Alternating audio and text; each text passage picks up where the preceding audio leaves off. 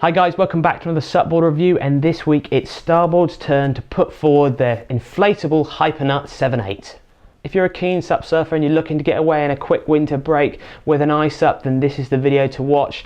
This is Starboard's brand new for 2017 Hyper Nut in their Zen construction. Same principle shape as their 7.8 Hyper Nut, their hardboard, but obviously inflatable.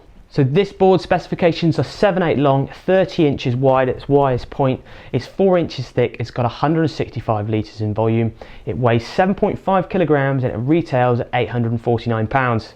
It's only available in their quad setup. It's made of a top quality linear drop stitch internal core, then it's wrapped in a PVC outer shell, and it's got various stiffening layers on the bottom of the board, and also the rail itself has got a biax rail which also adds stiffness. Just check out the materials that go into this board, and for more information check out the Starboard website. Starboard say the Hyper Nut Zen is a short compact board that is ultra responsive. Okay, there's a lot to talk about in this review, but before we go onto the board and the real nitty-gritty stuff, let's move on to look at the bag and the pump quickly.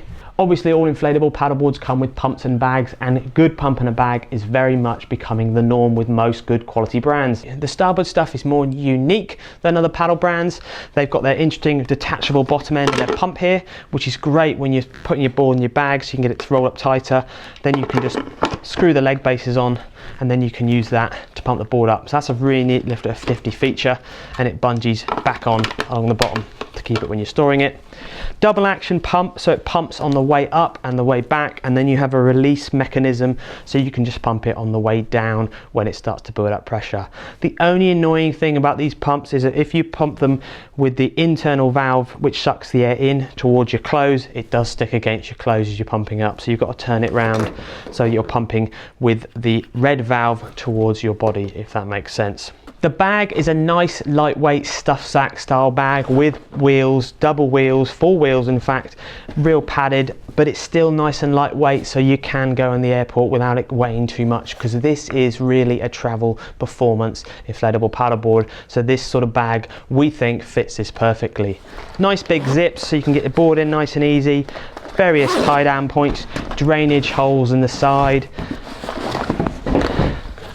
backpack at the top with the around the waist straps. A nice bag, nothing really fancy, but a really nice quality bag that you would expect on a board like this. Moving on to the board itself, the Zen construction that Starboard do, which is their lightweight, superior inflatable technology, is really cool, and it looks mental. With the biax railing, which almost gives you that sort of Kevlar sort of look on the rails, with the extra layers of PVC, another layer across the center and across the bottom of the board. Crocodile style EVA deck pad across the top, and then for your back foot you've got your diamond EVA kick pad there. Leashing point on the side, all nice and heavy duty, central valve. Starboard are really good at making their boards look a little bit special and stand out from the crowd with all the extra graphics. The add-on pads like the rail stiffeners and all those sort of things go together on the board. They do make the board look really cool. The board's also super light, 7.5 kilograms is a nice amount of weight in an iSUP this size, and it definitely feels that when you're riding it on the wave. You can feel the lightness of the board. Looking at the profile shape, as it is exactly the same profile shape as its 7.8 Hyper Nut big brother, or twin brother we should say, but in a hard board, but obviously it hasn't got the rail shape that you would have in that board, so don't really expect this board to ride like a hard Hyper Nut. It just doesn't happen. It's got the principles behind it with the wider nose, which is going to help you, give you stability and help you land those off the tops in certain maneuvers, but it doesn't have that same characteristic feel obviously than the hard Hyper Nuts would do, but then that's virtually impossible without exactly the same rail shape. So don't go buying this Hyper Nut thinking it's virtually a hard Hyper Nut. Having said that, this board does offer a large amount of stability like the hard board does, because of the wider nose and the nice thickness in the tail. Relatively comfortable and easy to stand on and ride.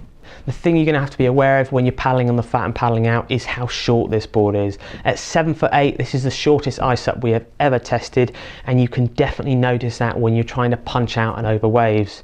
You've got to get your footwork back as you would do in all iSUPs to get the nose over the white water, because if you don't, the thickness in the nose and definitely the stubby fronted nose there does catch and push you back, and it makes getting over white water a little bit harder.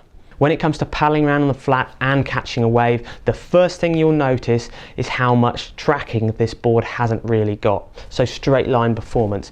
Because it has a very soft rail throughout the board, because it's an iSUP, and 4 quad fins are quite shallow, the board does tend to skew quite a bit. This is to be expected for the length of the board, and it's something you're going to have to be aware of, which is why we think this board generally will suit a more of an intermediate advanced sort of SUP surfer or paddler already.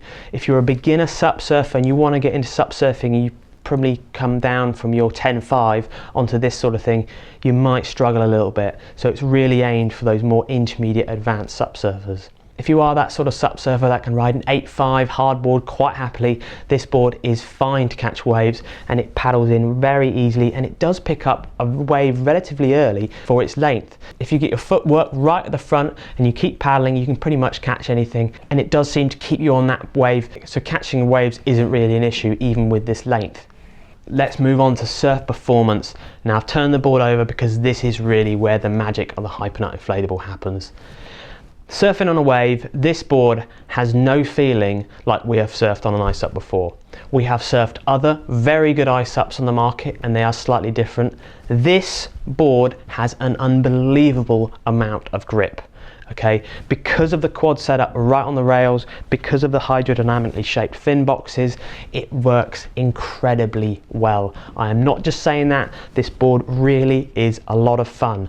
For an iSUP, remember, this isn't compared to a hardboard. For an iSUP, this board holds you to the face, you can have a steeper wave, it generates a good amount of speed, and you can actually turn it and crank it, and it has a whippy feel to the board. As for the Hyper Nut outline shape of the board, not really sure how it works, but we haven't got anything to compare it to. We haven't got an iSUP exactly the same without the sort of nut characteristics. So it might work, it might not. It's something we don't really notice. The stiffness of the board, we put it for our deflection test, which is where we put a board between a gap of 1.5 meters apart and a weight of 75 kilograms, and it dropped 25 millimeters. So it did drop more than some of its rivals, let's say, but on the water, you really don't notice that because it's so short and compact. So nice to have a really good quality iSUP with a really good quality fin setup. Come with Starboard's 4.7 bio resin light core fins at the front and 4.5s at the back. To be honest, this area right here is where it all happens when it comes to iSUP surfing. Negatives or downsides to the Hyper Nut Zen: it's short and it hasn't got a lot of rocker. Okay, the board's profile and the way it has the rocker line from front to tail is about right. It looks perfect on template, it looks the amount of rocker you should have. But because the board is so short and it hasn't got any tail kick, it's very hard, and the nose sometimes will bury and catch you out. And it's very much a common problem with all the iSUPs we've ever tested, but because this one's a little bit shorter again, and definitely being more aware of it when you're surfing. If you surf to the board's strengths and you put it in the position where the board should ride, it's absolutely fine, but it's definitely something you're going to have to be aware of, and which is why it's more based for that intermediate advanced surfer, because of the lack of nose rocker, which will pull you out of those tricky situations. Value for money, well, it's definitely up there with some of the most expensive iSUP surfing SUPs on the market, and it's £100 more expensive than definitely its rival.